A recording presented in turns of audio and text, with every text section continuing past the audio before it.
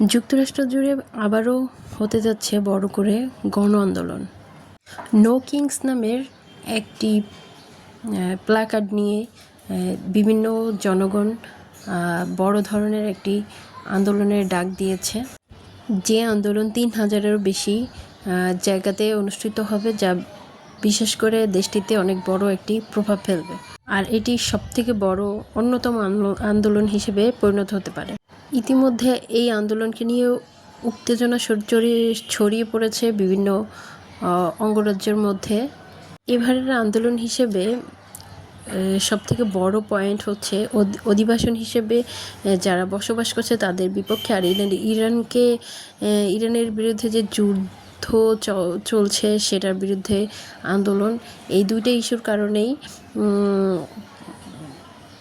ট্রাম্পের বিরুদ্ধে আন্দোলন ঘোষণা করেছেন ওই দেশের জনগণ। তো দেখা যাক আন্দোলনে কি হয়, আন্দোলন কি স্থায়ী হবে নাকি অস্থায়ী হবে, ডোনাল্ড ট্রাম্পের কি পতন হবে নাকি ডোনাল্ড ট্রাম্প সরকার হিসেবে প্রতিষ্ঠিতই থাকবে। তো আন্দোলন হওয়ার পরে বোঝা যাবে, আর আন্দোলন চলবে।